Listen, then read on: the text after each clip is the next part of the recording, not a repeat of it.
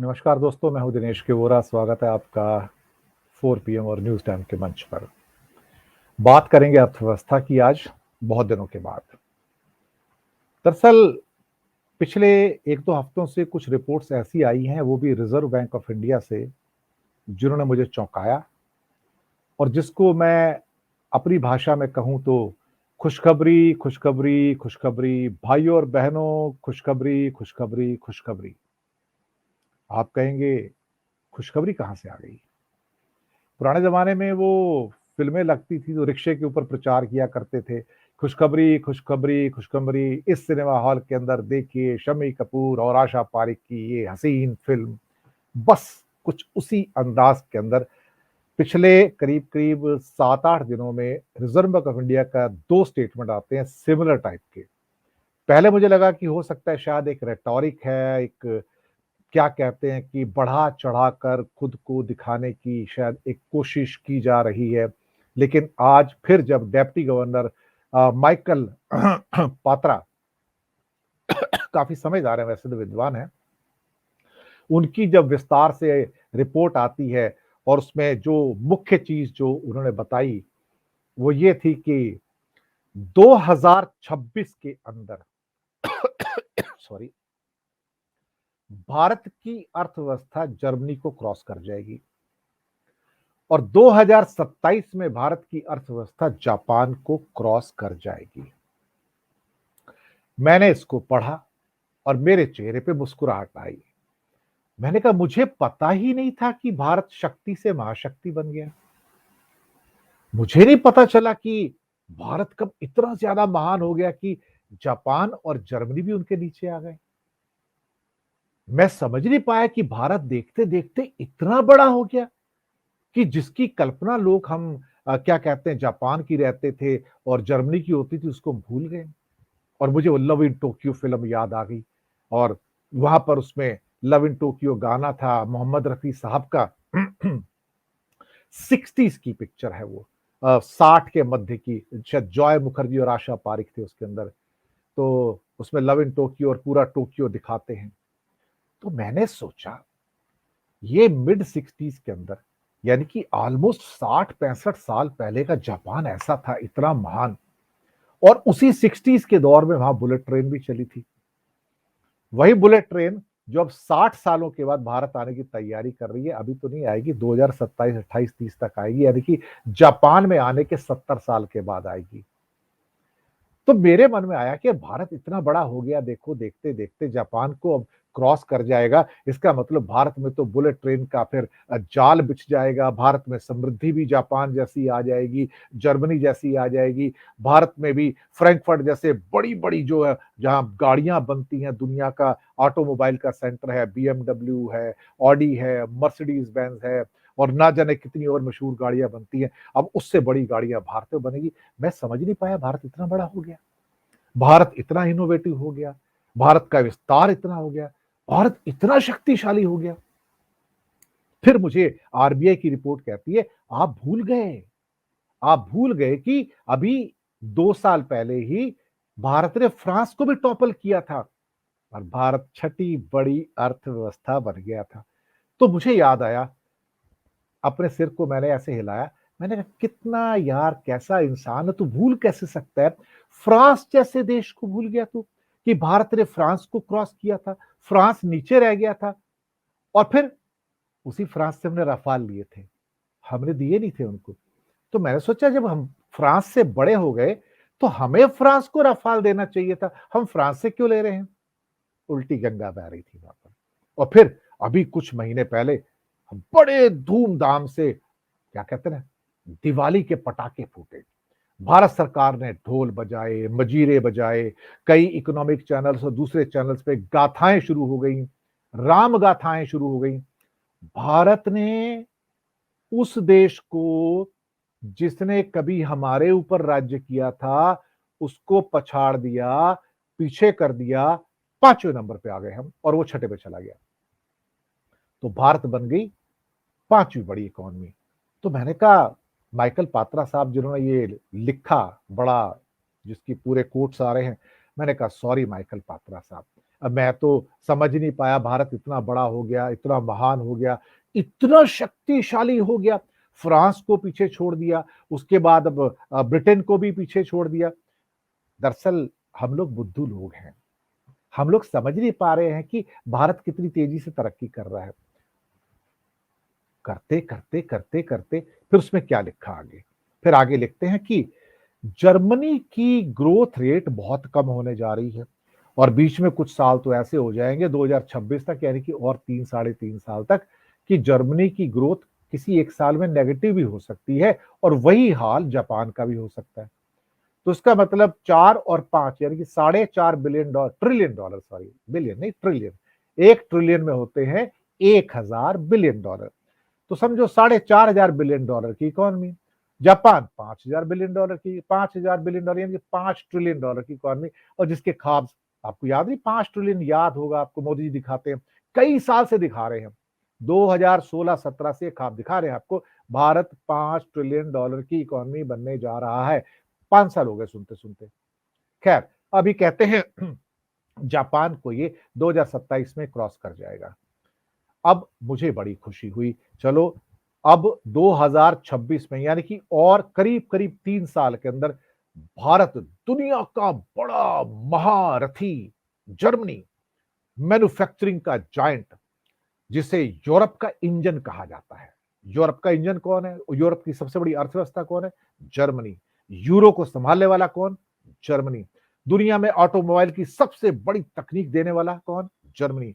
दुनिया में तकनीक का बादशाह कौन? जर्मनी।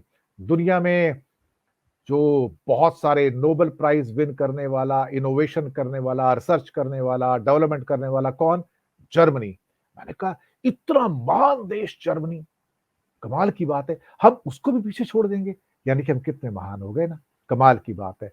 और फिर उसके बाद वो गाना, ले गई दिल गुड़िया जापान की, यानी कि लव इन टोक्यो, यानी कि अंत में 2027 में हम जीत हासिल करेंगे जापान के प्रति, और हम जापान को पीछे छोड़ देंगे और हम दुनिया की तीसरी सबसे बड़ी अर्थव्यवस्था बन जाएंगे। मैंने सोचा यार ये बात तो सही है। अब देखो ये बेचारों की क्या हालत हो गई आज, फ्रांस की, ब्रिटेन की, चलो उनको तो छोड़ देते हैं, बेचारे छोटे हैं ना, उनको क्या बोलना वहां पे, उनको ये फ्रांस में है ही क्या, अल्टीमेटली देखा जाए तो भारत के मुकाबले कुछ भी नहीं है। ले देखे एक आईफिल टावर है, उसके ऊपर इतराते रहते हैं। अब एक चीज पे कब तक इतराओगे भाई? ठीक है आपने रफाल दे दिया, हम भी आपको वापस कर देंगे रफाल थोड़े साल के बाद, पुराने वाले, नए तो बना नहीं पाएंगे। और फिर अभी ब्रिटेन, वो तो हमारे ऊपर 250 साल राज किए, लेकिन हमने बदला ले लिया। हमने एक इंडियन ऋषि सुनक को वहां बिठा दिया और हम ब्रिटेन को अब सिखा रहे हैं राज सत्ता कैसे चलाई जाती है। लेकिन असली लड़ाई तो शुरू होगी, क्या कहते हैं, 2026 से, जब जर्मनी को हम टॉपल करेंगे, जो आरबीआई कहता है, 2-3 बार कह चुका है साहब। जब अमेरिका के कई राष्ट्रपति चुन के आते हैं ना, तो उनकी पहले चांसलर थी, क्या कहते हैं, मर्कल। तो वो दुनिया में वो उनका नाम बड़ा था मर्कल का। तो जब बाइडेन साहब भी चुने गए तो उनसे पूछा गया कि आप सबसे पहले दुनिया में किससे बात करना चाहते हो, तो उन्होंने कहा कि मैं 21वीं सदी की अब तक की सबसे महानतम लेडी और सबसे महानतम राष्ट्राध्यक्ष एंजेला मर्कल से बात करना चाहता हूं। ओबामा साहब ने भी ये बात कही थी, पता नहीं उनको भारत की याद नहीं आई होगी ना, क्योंकि पहले 20 सालों के अंदर जो 2001 से लेके और 2020 तक का जो ग्रेटेस्ट लीडर माना जाता है दुनिया के अंदर, जो क्या कहते हैं ना कि विजनरी माना जाता है, जिसकी ओर सब लोग देखते हैं, वो एंजेला मार्केल थी। एक मदर फिगर थी और सारा जर्मनी उनको मदर की तरह प्यार करता था। वो चांसलर होते हैं, वहां पे राष्ट्र अध्यक्ष को चांसलर कहा जाता है। वो खुद बाजार से सब्जी खरीदने जाया करती थी, घर की चीजें लाया करती थी, खुद खाना बनाया करती थी।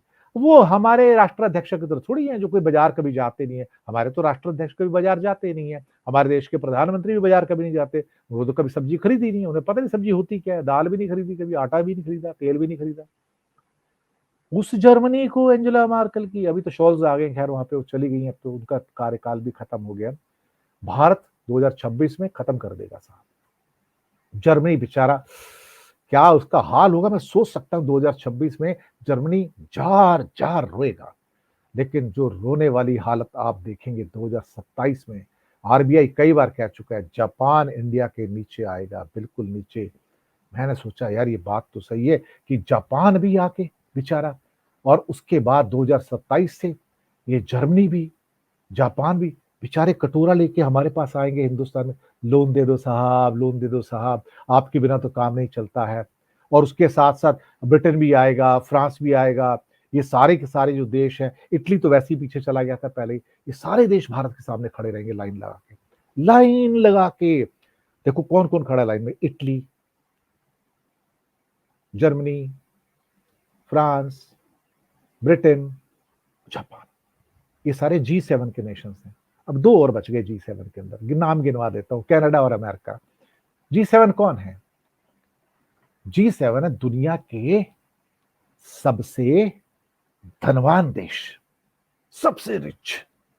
तो उसमें दो तो अमेरिका में, नॉर्थ अमेरिका में अमेरिका और कनाडा, एक एशिया में है जापान, और चार देश जो हैं उसमें G7 के सबसे जो धनवान देश हैं वो यूरोप में हैं, इटली, फ्रांस, जर्मनी, ब्रिटेन।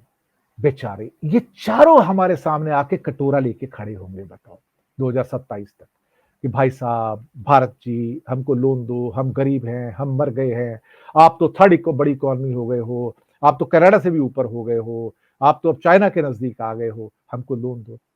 यही वो टाइम होगा जब जापान वाले अपनी बुलेट ट्रेन चलाने के लिए भारत से लोन देंगे। अभी उनकी एक कंपनी है जीका, नाम सुना होगा आपने, Japan international cooperation agency, Zika. Zika का काम क्या है? जापान की ओर से सारी दुनिया को लोन देना। कितने परसेंट पे? आधा परसेंट पे, 1% पे, 1.5% पे, 2%, बस लूटता नहीं कभी वो किसी को, सारी दुनिया को लोन देता है, सारे देशों को लोन देता है। इंडिया में तो मतलब आधे प्रोजेक्ट ही जीका की मदद से चल रहे हैं। लेकिन यही जापान आप देखना 2027 में कटोरा लेके हमारे सामने खड़ा होगा, क्योंकि हम जापान को बीट कर देंगे। वो जर्मनी जो दुनिया की सबसे महंगी कारें बनाता है, वो बीएमडब्ल्यू जिसमें प्रधानमंत्री भी चलते हैं, मर्सिडीज बेंज की मेबैक 12 करोड़ की गाड़ी प्रधानमंत्री चलते हैं उसमें, और इसके अलावा ऑडी वगैरह और कई गाड़ियां। आप देखना ये गाड़ियां वाड़ियां कुछ नहीं बना पाएंगे, टायर भी नहीं बना पाएंगे। ये भारत की ओर आके कहेंगे कि आप कोई अपनी गाड़ी हमको दे दो ताकि हम जर्मन वाले चला सकें।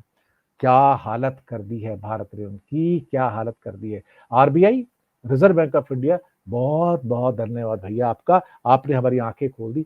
मैं समझ नहीं पाया कि भारत इतनी बड़ी महाशक्ति होगी। Per capita income, per capita income India कितनी? $2000, $2000। जर्मनी की कितनी? $60,000, 60,000। जापान उससे ऊपर $70-80,000 पे, और ब्रिटेन फ्रांस भी $50-60,000 पे। बेचारे हमारे सामने कटोरा लेके खड़े रहेंगे, किसके सामने? $2000 की इकॉनमी के सामने 2027 में हाथ फैलाकर लोन मांगेंगे, हे भारतवर्षियों लोन दे दो हमको, मर जाएंगे, खाने पीने के लाले पड़ गए हैं। देख लो साहब, वहां हमारे आरबीआई की तो शाबाशी देनी पड़ेगी साहब। क्या कहूं, मुंगेरी लाल के हसीन सपने पिक्चर देखी होगी आपने, आप भूल भी नहीं सकते उसको, है ना। तो लेकिन आरबीआई ने 2 बार डिक्लेयर किया है, और हमारे राजनेताओं ने, भाजपा के राजनेताओं ने डिक्लेयर किया कि इंडिया बीट कर देगा, तीसरी बड़ी इकॉनमी बन जाएगा, और देख लेना भारत का डंका बजेगा। बेचारे जापानी, कितना बुरा लगेगा मेरे को जब लोन लेने आएंगे भारत से, यार बुलेट ट्रेन चलानी है टोक्यो से ओसाका की, यार उसको डालने के लिए पेट्रोल नहीं है, उसमें डीजल नहीं है, और बिजली के खंभे भी लगाने, जरा थोड़े बहुत पैसे दे दो हमको। जर्मनी वाले जो वहां पे यूरेल चलाते हैं, ऑटो भान है वहां पे, कहेंगे यार नई गाड़ियां कहाँ से लाएंगे, आप ही गाड़ी दे दो चलाने को, हमारे पास तो कुछ बचा नहीं, फ्रैंकफर्ट कैसे चलाएंगे हम। कितनी बुरी दशा होने जा रही है इन बेचारों की, मैं तो सोच सोच कर कांप जाता हूँ। हे आरबीआई, हे रिजर्व बैंक ऑफ इंडिया, हे उसके आकाओ, जो आप अपने बड़े आकाओं की सेवा करते हो, हमारा ज्ञान वर्धन करने के लिए बहुत बहुत धन्यवाद। आपने हमको बिल्कुल हमारी आंखों से रंगीन चश्मे उतार दिए, हमें बता दिया कि हम कितने बड़े हो गए, शक्तिशाली हो गए। देखा ना, कितना बुरा लगेगा, मुझे तो बुरा लगेगा भाइयों। अगर आपको ना लगे तो आप मुझे लिख के भेज दीजिएगा। जर्मनी जापान 2027 में जब हाथ फैला के मेरे सामने खड़े होंगे, मेरे भारत के सामने कि लोन दे दो, आपको अच्छा लगेगा ना? नहीं ना? फीडबैक दीजिएगा, प्रोग्राम कैसा लगा। बहुत बहुत धन्यवाद। 4 PM और न्यूज टाइम को सब्सक्राइब जरूर कीजिएगा। शुक्रिया आपका।